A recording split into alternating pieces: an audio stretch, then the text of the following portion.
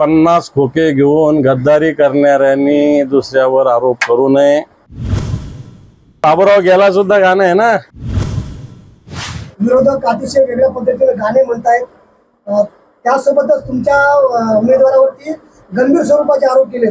पहिली गोष्ट तर नोकऱ्या लावून पैसे घेतात, दुसरी गोष्ट जुगारी आहे आणि तिसरी गोष्ट भ्रष्टाचार करतात आणि धार्मिक स्थळाच्या जमिनी बळकावल्या असे सुद्धा असे वेगवेगळे गंभीर आरोप केलेले। पण मग खोके घेऊन 50 खोके घेऊन गद्दारी करणाऱ्यांनी दुसऱ्यावर आरोप करू नये असं माझं स्पष्ट मत आहे।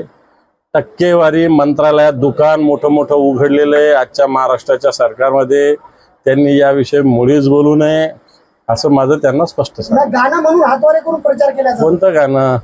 काहीतरी आला बाबूराव शांत। आता बाबूराव गेला सुद्धा गाणं आहे ना।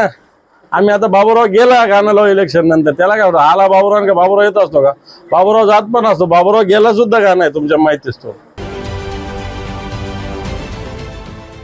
देश विदेशातील प्रत्येक घडामोडींचे लाईव्ह अपडेट मिळवण्यासाठी आता साम टीव्हीच्या सर्व सोशल मीडिया प्लॅटफॉर्मला लाईक, फॉलो आणि सबस्क्राईब करा। तसंच सर्व नोटिफिकेशनसाठी बेल आयकॉन प्रेस करायला विसरू नका।